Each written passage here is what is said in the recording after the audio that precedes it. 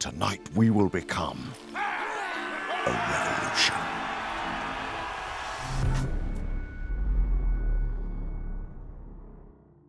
Welcome back to Retro Rebound. In today's video, we are going back to the French Revolution, Assassin's Creed Unity. I'll always remember the E3 debut for this game when you saw one assassin standing at the edge of the building and all of a sudden a second one ran in. My kid mind was blown by this because this was when we were entering a new generation after so long with the PS3 and the 360. You know, a lot of gamers were really amped up and excited for more power underneath the hood. What could we do? And every game, it felt like it was leveling up. And there you have it, co-op in an Assassin's Creed game. That E3 debut was incredible, and it immediately sent AC Unity to the top of my most anticipated games when it came out in 2014. I remember reviewing it. You can still find it on my Mr. Manny channel. I was very positive on AC Unity when it came out. I did note some of the bugs I had experienced, like falling through the map at one point, but otherwise, I really had a pretty clean experience with AC Unity, so I've always had a positive opinion of it. I think feature-wise, mechanic-wise, open-world activity-wise, it's some of the best Assassin's Creed that you can get still to this day, and there are things that AC Unity does that modern AC games still can't get right again. It blows my mind that the amount of free running that's done in this game hasn't been evolved upon, but in fact has gotten worse in some instances. AC Unity undoubtedly was a broken game, but over time, it got fixed. Over time, appreciation for this game grew.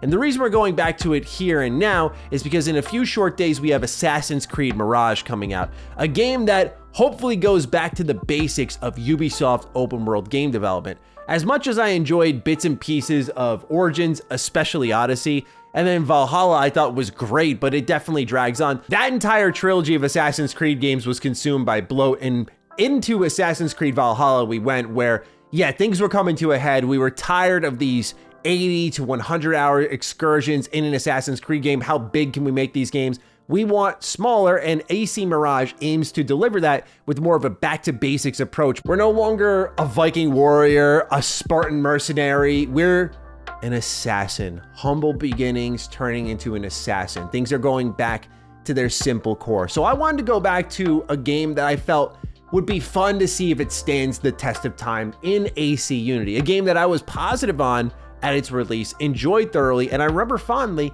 Is it still that great? I thought it was a good warm-up to have before our massive Assassin's Creed retrospective, which is going to come out for AC Mirage. So keep an eye out for that. And ladies and gentlemen, if you're new here and you're into nostalgic and retrospective content, you're in the right place. Consider subscribing. And with that, let's begin with the most important character in every single Assassin's Creed game, and it's not the assassin himself or herself, it is the world that you are in. To me, this is the central, most important component of the game. It's what made Assassin's Creed so compelling, even as an annualized franchise. The question always was, what era are we going to? When will we be playing Assassin's Creed? Will it be finally the one we've been seeking for so long, the Assassin's Creed in Japan? And they always found a new, different era to throw our way that we never considered, and AC Unity takes place during the French Revolution. Now, the reason setting is so important goes beyond just,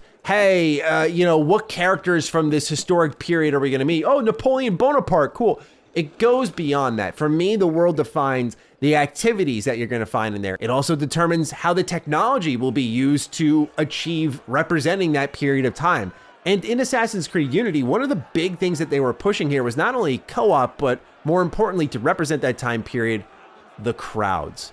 We have yet to see crowds quite like what we've seen in AC Unity. And yeah, as I was running through the game, there were characters spawning in front of me, spawning in the streets. It's still a little buggy, but since the screen gets so packed and chaotic, it can be easy to just not notice it if you're not really looking for it. But I picked up on it a couple of times. But still, with all that in mind, the crowd really, I think, elevates this true to imagination of what this time period would be like based off what you read in your history books, what you study in school, and seeing it come to life here. That was always what was so fascinating to me about Assassin's Creed, is it felt like I was connecting with history lessons from school. And in fact, that's something Assassin's Creed has done in the past. I think Origins had a educational DLC that came out that was used to teach people about the period of time that Origins was set in, the location, and it was this almost tour guide. So Assassin's Creed, if you're a history buff, you're eating pretty good. The character and story itself in AC Unity, I was never a fan of because this was during a time where I felt like Assassin's Creed just wanted their next Ezio. Like, what if we made Ezio again, is what they were thinking with Arno Dorian. He's not a bad character, it's just, yeah, we've seen this kind of chummy, you know, hey, I can get all the girls type of assassin, but I'm also very stoic and determined. I mean, just, we've seen this dude before. We got a whole trilogy of great games in Assassin's Creed 2, Brotherhood, and Revelations dedicated to Ezio. He is that good. So yeah, like, look, we don't really need that again here, and they were pushing that, but I think this is actually easy to overlook compared to other Assassin's Creed stories that maybe get things a bit wrong, because the story is still so fun to play through. Because one thing AC Unity does that no other Assassin's Creed game really does, it gives you open-ended options to how you take out your targets. It feels like a lot of the team that worked on Splinter Cell Blacklist with that open level design, multiple ways to approach, optional objectives as well, really took that design and packed it here into Assassin's Creed Unity. It is crazy to me that that framework there is not the future of the series. I understand AC Unity was broken. I understand Ubisoft got bullied hardcore over it. I get all that. But the fact that they couldn't even look at that and say, you know what, that's pretty good, let's keep doing that. It just turned into an RPG series eventually. That's how rejected Assassin's Creed Unity and in turn Syndicate, which is a game that I went back to and we'll talk about in our retrospective. I may have even been too harsh on. It just, we were tired of the series at this point, and almost in hindsight, a lot of the critique coming its way was unfair because during this stretch, I feel we may have been getting some of the best Assassin's Creed games yet. But yeah, it's not your typical Assassin's Creed game, so it felt like we were at the peak and we were so tired of annual releases, do something different, Ubisoft, come on now, that once you finally pull out and go away from it for a while and then come back, you realize how good it was. Especially, again, that open-ended mission approach, the open-ended assassination approach. That is so key to any game that is based around killing people. Think about Dishonored. Imagine if Dishonored said there's only one way you could kill people at any time in the game. Ridiculous, right? And Assassin's Creed, a game about assassinating people, only one real time was like, let's open this up. Let's give them lots of tools, lots of options, great level design. They killed it when it came to Assassin's Creed Unity. Could it have been evolved upon and made better? Yes, and that was the hope. And it never really got that. It got to focus on action combat instead, especially in Syndicate, where it was like, let's overhaul the hand-to-hand. No, build out the stealth gameplay, please. I know many people have probably been waiting for me to talk about this because it's such an important part of AC Unity. There are montages on it still made to this day. The parkour. The parkour in Assassin's Creed Unity is ridiculously good, whether you're parkouring downwards or upwards. It was evolved in Syndicate, something that completely was forgotten for me.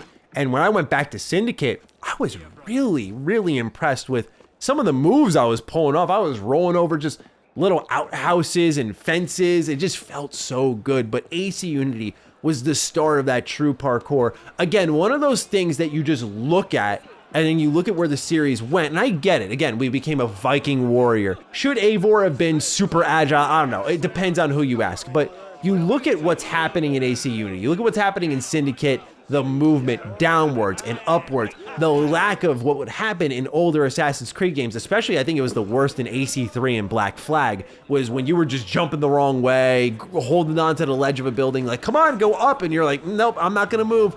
All that was gone, and there was a sense of fluidity here in AC Unity. It started here, and the most important thing was the downward parkour. I can't emphasize how incredible that was. When you combine that with a city that has more open interiors than many still to this day, mind-blowing stuff. You were crawling in and out of anyone's house. You could hide anywhere in this world. It felt so alive, so believable, so much activity constantly. That's something that even during my heyday of critiquing the heck out of Assassin's Creed, I always appreciated was Ubisoft built some very much lively worlds, and you could feel that especially here in Unity with the crowds, with all the interiors you can go into, the conversations you can have. It's super impressive still to this day. Definitely worth checking out. But let's pause for a moment. We have one of our most, I promise you, one of our most dense complete in box experiences right here. So let's check out what comes with a copy of Assassin's Creed Unity and then get back to talking about the game. Here we have a limited edition. I know you can't get this anywhere, ladies and gentlemen. A copy of Assassin's Creed Unity on Xbox One. Here on the back of the box it says, "Make history. For centuries, France has been ruled by the privileged few. No longer. On this day, the people of Paris have risen up against tyranny. Now, in the midst of one of history's most chaotic and brutal revolutions, the fate of a nation rests on the edge of an assassin's blade." I love that. That's really good writing. Then, play an epic single-player campaign or bring friends for 2 to 4 player co-op. Customize your master assassin, Arno, with gear, weaponry, and skills, and explore a gorgeous open world powered by a game-breaking next-gen game engine. And here on the inside, believe it or not, we actually have a little bit going on. Now, it's a weird Xbox One game, so just a cursed generation, disc on the left side naturally, and we have some slips here. So we have the Season Pass promotion, save 30% on 8 hours of new content promoting the Dead Kings expansion that was coming out. Upgrade your assassin and get more content. And Assassin's Creed Chronicles China. Never played the Chronicles game, don't know much about them. Here they're promoting Rogue, which was coming out the same day, just for previous gen consoles, and the ending for this does connect into the beginning of Unity. And then here we have a Uplay promotion, which is still an ongoing thing. They also have a promotion here for exclusive Xbox One content, the Chemical Revolution mission. You'll actually notice when we do our massive retrospective that PlayStation had their grubby little mitts all over the Assassin's Creed franchise, but that is what comes with a complete in-box copy of Assassin's Creed Unity. So no manual naturally, but you know, I can't complain if it comes with a bunch of slips like that. Now, one thing you may have noticed during the complete in-box experience, 1, 2, 3, 4 assassins. That's weird. Why is it not just Arno here? What's going on? Well, one of the things that was touted for Assassin's Creed Unity, again with that E3 trailer that comes to mind immediately, was co-op. There are co-op missions that you can find in Assassin's Creed Unity. You can play them by yourself. They are extremely difficult by yourself. Take it from me as someone who, while I was recording gameplay for this video, tried them by myself. I tried to do a 5-star heist by myself. Very, very difficult. But I remember doing some of the co-op missions with a friend, and it was so much fun. And it was also just really cool watching a buddy like crawl along a zip line or scale a building while you were doing something else and you were synchronizing takedowns. It was really, really legit, man. Again, another thing that, why did we walk away from this? This felt like a proper future, because multiplayer was always a big part of Assassin's Creed, just we always refused to acknowledge it. I feel like the Assassin's Creed multiplayer, I'm not going to try to oversell it to you, but especially in like Brotherhood, man, come on, let's be honest with ourselves. When we look at today's state of multiplayer of copycats, shameless copycats, and you look at what Assassin's Creed multiplayer was doing, I know it was during a time where we just wanted the single player games to go single player and the multiplayer games to go multiplayer. We have it much better in that way nowadays, but Assassin's Creed's multiplayer of who's who, are you an NPC, are you a player, simple but effective. So multiplayer to me has always been a part of the core DNA of an Assassin's Creed game. When they introduced that mode, I was like, this fits so well. This is so much fun. And when it came to Assassin's Creed Unity, adding co-op in felt like the right evolution. Like, yeah, assassinating together, especially feeding into AC Unity's very open-ended level design, its massive amount of interiors. To me, that it just fit perfectly. Now, I mentioned at the top of this video that the setting dictates the activities, and the activities in AC Unity I always thought were cool. There was a little bit of that Brotherhood vibe where I remember in AC Brotherhood, you could invest money in businesses and generate a ton of income, and you could do that here in Unity. But the standout activity that always comes to mind first when it comes to AC Unity are the murder mysteries. I love being a detective in games. Y'all know Maddie loves his Danganronpa. So anything that involves a murder mystery, solving who done it, you got me. And this was such a fun component of the game, in my opinion. So naturally, someone dies, you enter the scene of the crime, and you start looking at all these clues. And eventually it'll lead you to suspects, and you'll have to listen to what everyone's saying until you eventually make your accusation. Now, you can accuse the wrong person and get less of a reward, and it changes certain things going on within the mission themselves. And there's so many of these, right? That's the impressive part, is I feel like just a handful of these would have been cool, but they put so many in there. A lot of AC Unity is full of riddles and all that crazy secret stuff to find. So when you had this mixture of a really unique single player component in the murder mysteries, and then you had the co-op gameplay, it was just fun to ping pong back and forth. When I remember this was one of the first truly feeling next gen style games. It was that, and I think like Shadow of Mordor with the Nemesis system. It felt like, okay, we're taking a step forward finally. That was where we started to feel pretty good about where things were going, in my opinion, because 2014 otherwise was kind of like a really bad year for games, you may recall, because I love Dragon Age, but the game of the year that year, you may love the game, but I think it's more like an MMO than a Dragon Age game. And so when that one, I was like, this explains everything. Like, I just got to show people that and say, that's how 2014 was. And then you had games like this, which were great, but broken. And so when you're completing these activities, and I was talking about multiplayer earlier, loot, big part of AC Unity, but it just, I think because there were so many unique models, because the idea was, oh, we have 4-player co-op. Your assassin's got to look a bit different from that assassin's over there. So they had a ton of unique assets for everything and different stats for them. So you would have like a pole arm, or you'd have a 2-handed sword or a 1-handed sword. I mean, you had so many options. A spear, I think, was one of the options in the game. This is also where they started to refine some of the, I put in quotes, gunplay for Assassin's Creed. Really, it was made better in Syndicate, but it felt kind of right here. Lots of tools, lots of gadgets. So there was a lot of customization here in AC Unity. Naturally, you beat the game. I run around with the Sword of Eden. I'm like, this is kind of easy mode. This is some nice stuff for me.